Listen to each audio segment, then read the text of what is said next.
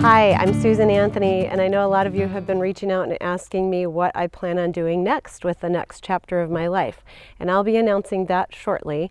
But in the meantime, I wanted to share some ideas with you for the new year. A lot of what I did in my previous careers was help empower people to elevate themselves to hit the next level of whatever goal they had in life.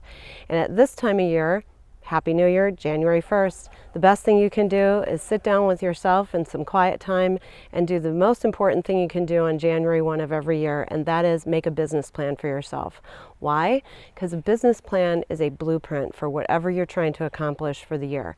So I'm standing here in front of my house that is under construction, and this is a perfect example. My husband and I are building a house, and we started this process about a year ago. And we went and we got not exactly an architect, but a gentleman who could do CAD drawings for us because it's a major reno and gut job. So rather than going to an architect, we just needed a blueprint with some exterior and interior renovations. Well, as it turns out, the build project is taking much longer because we didn't have a full-blown architectural plan, and therefore our builder is just finding things out as he goes and asking us what we want with this or what we want with that. So my point is, just for you in your life, when you have a goal, you need a plan, and it needs to be very detailed. Otherwise, things are going to pop up that are unexpected, and things will take a lot longer than maybe you hoped. So with that, I'm going to give you 5 keys today in developing your business plan. The first one is you have to decide. Decide on what you want. What's your goal? What are you trying to accomplish? And if you're in sales, your company might decide that goal for you. They might say, this is your number this year. Or it might be just a simple goal that you have for self-improvement this year, or a different job, different career field. Whatever it is, you need to decide it and declare it.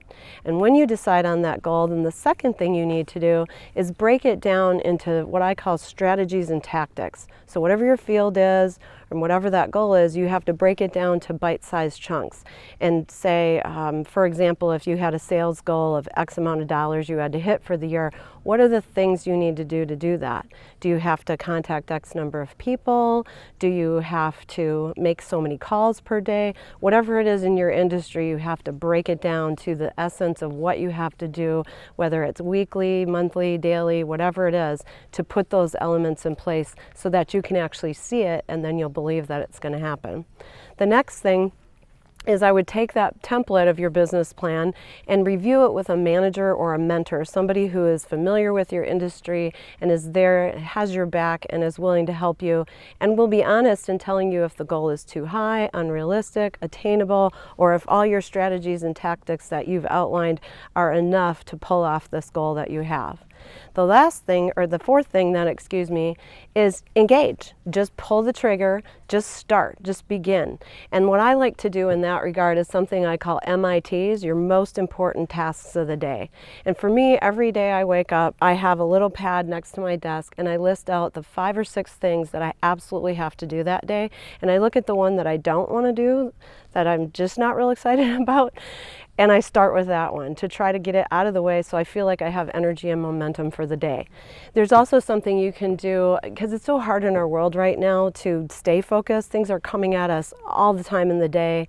We have distractions left and right. And so you could go and get some resources from people like Eric Qualman, who has, he's known as Equal Man. You can go to equalman.com. You can find it on his website or listen to his podcast, and just find some resources that will help you know yourself and how you need to stay engaged.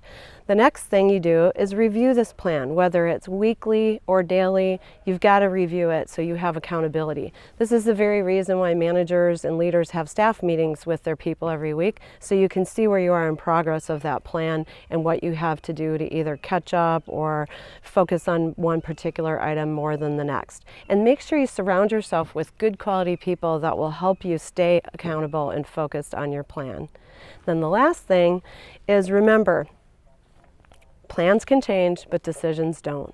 If you're really committed to hitting that goal, you will find what has to happen. And think of it like this. Here you are, and here's where you want to be in this goal. It's not always going to be a straight line. You might have to go like this, take a few steps back, and then go back forward to ultimately get where you want to go.